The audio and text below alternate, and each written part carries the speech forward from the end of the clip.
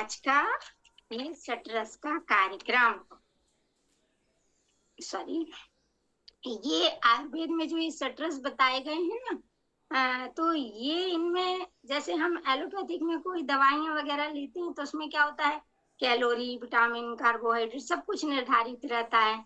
लेकिन आयुर्वेद में ऐसा कुछ नहीं है। कहते हैं कि आयुर्वेद यदि हम लेते हैं तो उसका कोई भी साइड इफेक्ट नहीं होता है। तो ऐसे ही इसमें कोई खूब ज्यादा ऐसा निर्धारण नहीं है कि आपको इतना ही लेना है, इतना से अधिक हो जाएगा तो आपको नुकसान करेगा, ऐसा नहीं। वैसे एक बात कही गई है कि अति सर्वत्र वर्जते। तो हम लोग अति किसी चीज की नहीं करते, चाहे वो एलोपैथी हो चाहे वो आयुर्वेद हो। तो ऐसा ये प्रकृति का अनूठा और बहुत ही रोचक संसार है सटरस। और हमारे एक बहुत अच्छे ऋषि हुए महर्षि बांगभट्ट जी। महर्षि बांगभट्ट जी ने अष्टांग हृदय सूत्र स्थान के प्रथम अध्याय में, अष्टांग हृदय सूत्र स्थान के प्रथम अध्याय में इन 6 रसों की व्याख्या की। बहुत अच्छी उन्होंने जानकारी दी और इसकी व्याख्या की। कल जो था वह पुस्तक दिवस था, अभी कल परसों में। तो पुस्तकों का अध्ययन जरूर करें, स्वाध्याय करें। कल जैसा हमने बताया था, आप जितना ज्यादा अध्ययन करेंगे उतना ज्यादा आपका ज्ञान बढ़ेगा। तो ऐसे ही हमारे बहुत अच्छे ऋषि थे बांगभट्ट जी। तो अष्टांग हृदय सूत्र स्थान के प्रथम अध्याय में उन्होंने 6 रसों की जानकारी देते हुए कहा है कि पंच महाभूतों से बने, पंच महाभूत से बने 5 भौतिक द्रव्यों में रहने वाले 6 रस ही हैं, ना ही इससे कुछ कम और ना ही इससे कुछ ज्यादा। अब पंच महाभूत से क्या समझ में आ रहा है कि पंच महाभूत जिससे हमारा शरीर बना हुआ है, अग्नि, वायु, आकाश, पृथ्वी, जल, ये पंच महाभूत हैं। इनसे बने 5 भौतिक द्रव्यों में रहने वाले 6 रस हैं। 5 भौतिक द्रव्य, जो हम 6 रसों के बारे में पढ़ेंगे, तो जो द्रव्य यानी कि जो पदार्थ होते हैं उनका कहा गया है कि 5 भौतिक द्रव्यों में रहने वाले 6 रस ही हैं, ना इनसे कुछ कम ना इनसे कुछ ज्यादा।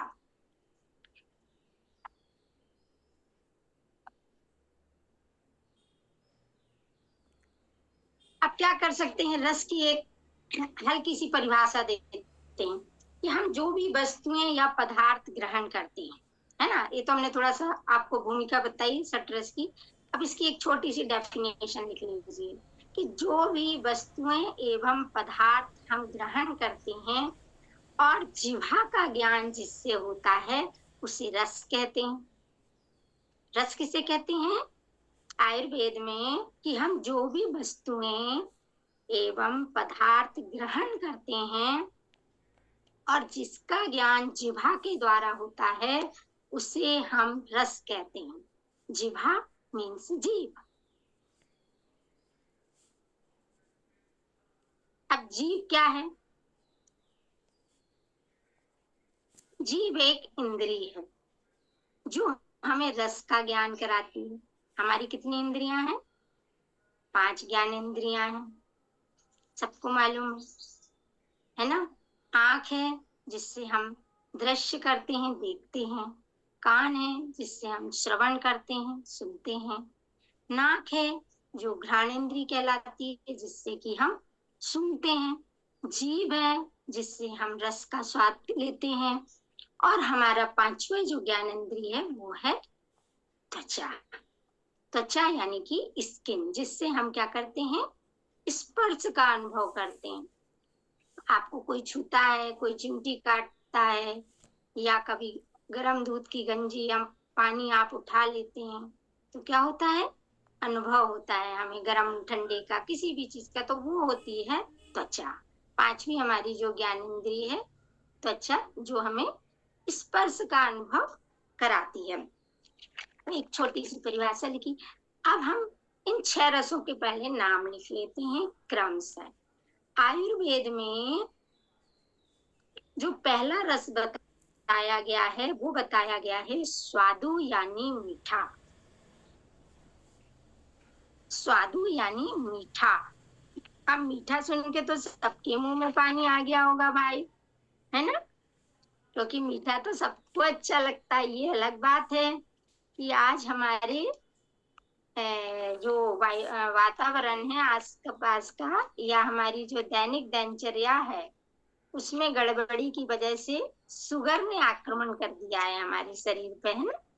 तो उस शुगर के आक्रमण के कारण बहुत से लोग मीठे से परहेज करने लगे हैं। लेकिन आयुर्वेद में स्वादु यानी मीठा, और मीठे से क्या समझ में आता है? शक्कर, गुड़, खांड, ये इसके उदाहरण है। जैसे शक्कर है, गुड़ है, खांड है, द्राक्ष है, द्राक्ष के, है ना, अंगूर का रस, या फिर शहद, ये सब हमारे मीठे में आते हैं। फिर दूसरे नंबर पे आयुर्वेद में रखा गया है अम्ल। अम्ल यानी कि खट्टा।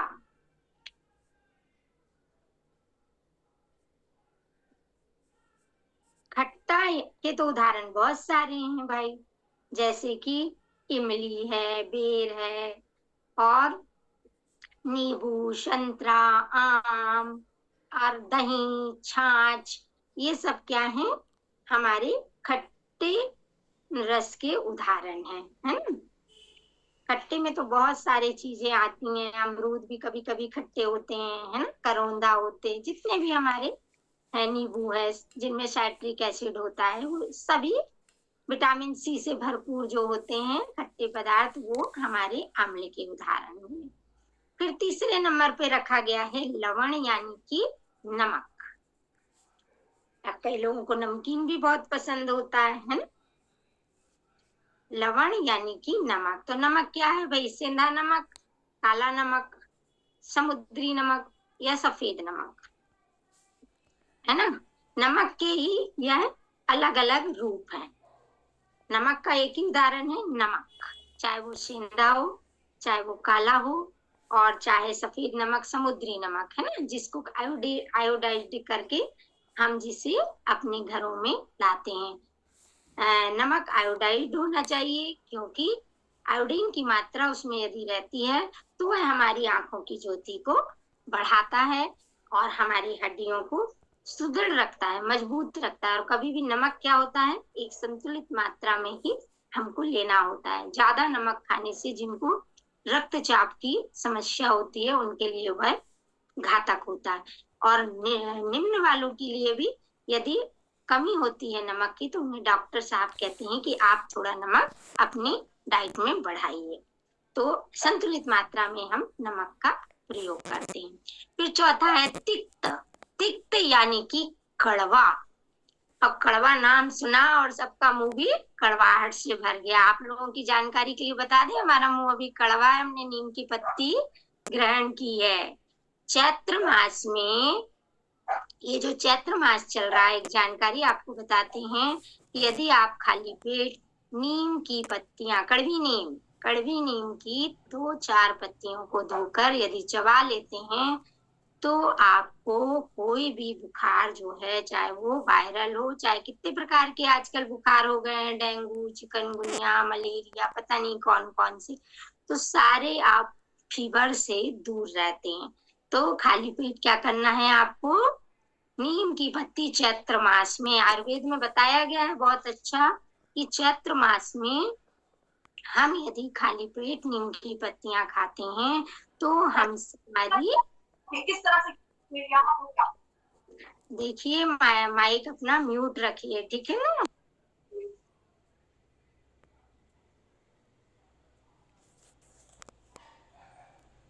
दीदी आपका माइक म्यूट हो गया।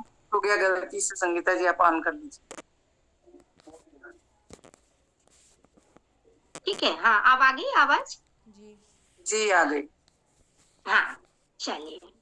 तो तिक्त के यानी कड़वे के तो सबको बहुत सारे उदाहरण मालूम है। नीम है, चिरायता है, गिलोय है, करेला है ना? करेला का नाम लिया और हमारे घर में जिस दिन करेले की सब्जी बनी तो बच्चों के मुंह बन गए कि मम्मी ये क्या बना लिया, है ना?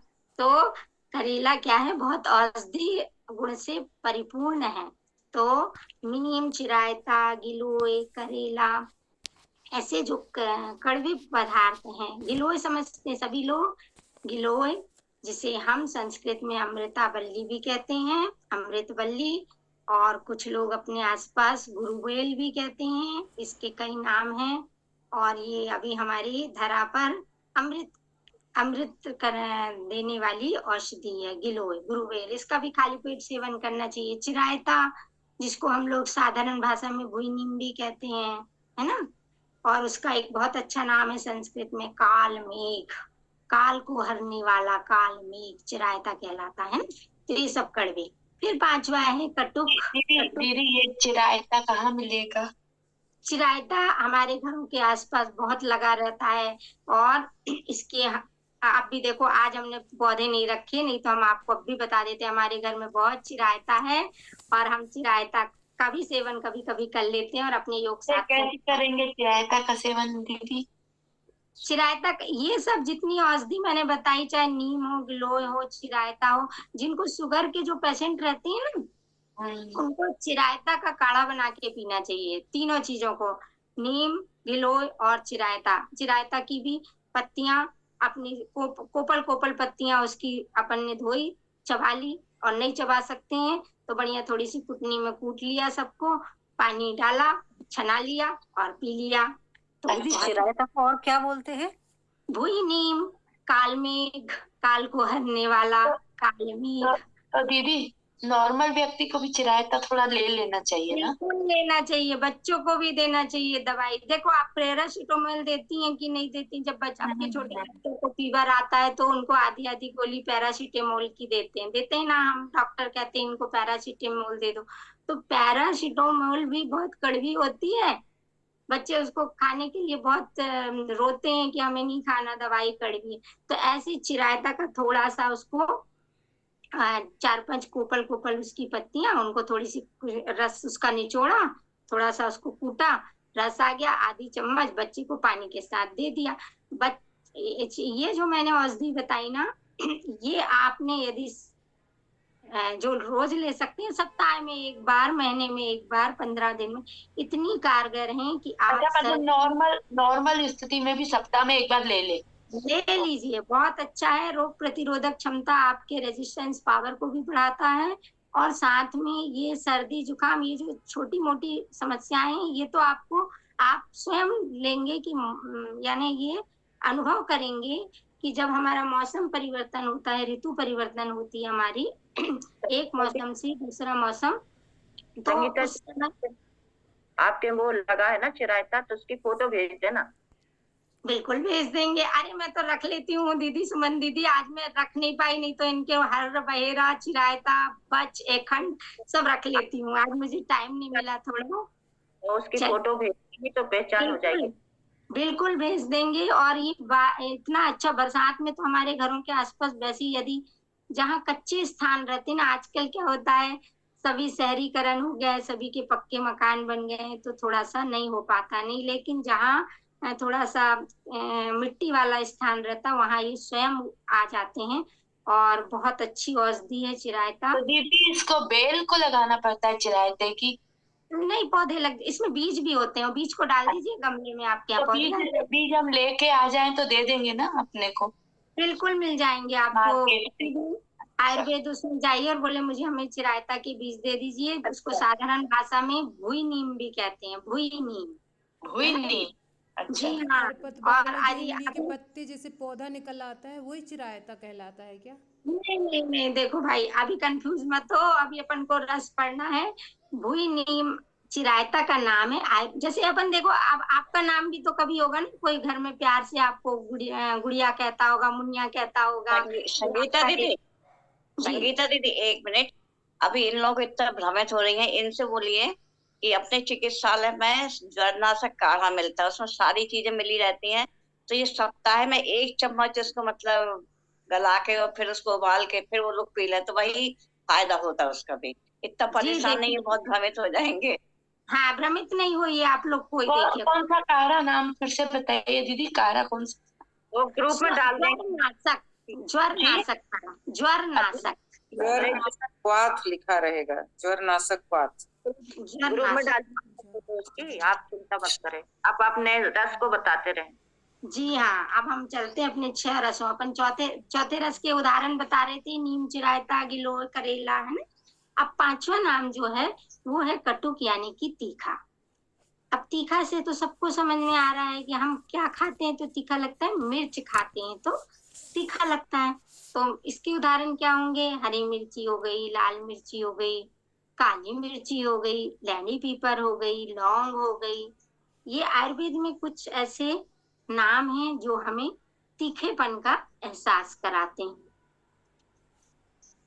तो ये लिख लिया चौथा नाम। 5वां नाम। अब 6वां नाम लिखिए, आखिरी में आता है कषाय यानी कि कसेला। कसाय यानी कसेला। आप सबको मालूम उदाहरण कसाय कसेला क्या होता है? पान। हम भोजन के बाद क्या खाते हैं? सारे रस ले लेते हैं, उसके बाद हम अंत में क्या खाते हैं? पान खाते हैं। यानी जो लोग खाते हैं उनके लिए बता रहे हैं कि जिनको आदत रहती। तो पान ऐसा कोई लत नहीं है, पान भी एक औषधि गुणों से परिपूर्ण है। आगे हम जब इन रसों के लक्षण बताएंगे, कार्य बताएंगे, तो उसमें आपको ये बताएंगे। तो इसके उदाहरण है पान, साथ में सौंफ। सौंफ भी आप लोग, कई लोग की आदत होती है खाना खाने के बाद सौंफ, अजवाइन, है ना। हर्र, छोटी हर्र वगैरह जो आती है उसको भी कई लोग चूसते हैं खाने। ये सब पाचक, भोजन का पाचन करते हैं और इनसे जो रस निकलता है उसे कसाय या कसेला रस कहते हैं। आंवला, आंवला सुपारी खाते हैं आप लोग, आंवला भी आप खाते हैं तो मुंह कैसा हो जाता है? थोड़ा सा कषाय यानी कशैलापन आ जाता है। जब आप पानी पीते हैं ना, किसी भी कशैले स्वाद को खाने के बाद आप पानी पीते हैं तो हमको पानी मीठा लगता है। दीदी लगता है दीदी एक बात और, जो आंवले की कैंडी बनाकर रखते हैं ना आजकल बॉयल करके, तो वो भी उतना ही फायदा देता है ना मैं दीदी?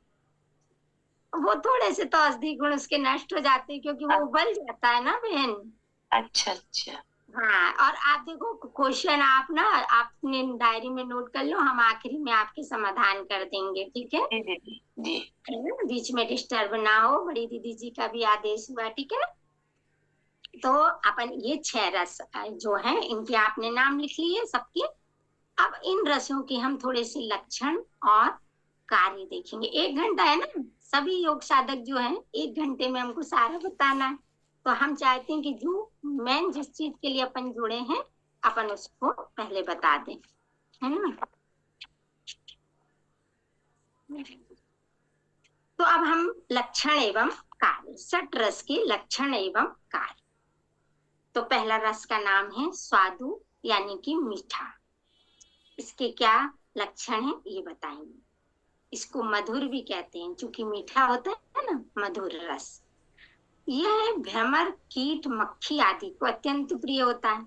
हमको तो प्रिय होता ही है, साथ में यह भ्रमर, भौरे, कीट, मक्खी आदि को अत्यंत प्रिय होता है। आपने देखा होगा जहाँ मीठा रहता है ना, वहां पे छोटी चींटी, कीट, मक्खी वगैरह ज्यादा आती है, तो उनको अत्यंत प्रिय होता है। और इसका ये लक्षण है कि यदि हमारे बॉडी में इसकी अधिकता होती है तो हमारे ब्लड में शुगर की मात्रा बढ़ जाती है, जिसे हम लोग आजकल मधुमेह कहते हैं। मीठा रस जो होता है कफवर्धक होता है। हमारे 3 दोष होते हैं शरीर में, वात, पित्त, कफ। आपको मालूम त्रिदोष होते हैं। तो यह जो होता है रस, यह कफवर्धक होता है। हमारे शरीर में यदि हम ज्यादा खा लें तो कफ को बढ़ाता है। अब इसका कार्य क्या है कि यह हमारे शरीर में सभी धातुओं को, अब सभी धातुओं यानी सप्त धातु, हमारे शरीर में सप्त धातु हैं, अस्थि, मज्जा, है ना, रक्त, रस, मांस, चर्बी और वीर्य, शुक्र, ये सप्त धातु हैं। इनको क्या है? बढ़ाता है। मधुर रस जब हम लेते हैं तो यह हमारे शरीर की सप्त धातुओं को बढ़ाता है। दीदी सप्त धातु का नाम फिर से बोल दीजिए। अस्थि, मज्जा, रक्त, रस, मांस, चर्बी, वीर्य यानी कि शुक्र, इस सप्त धातुओं को बढ़ाता है।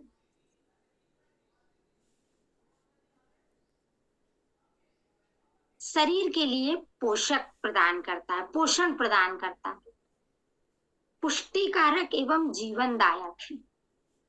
इसके ये कार्य हैं।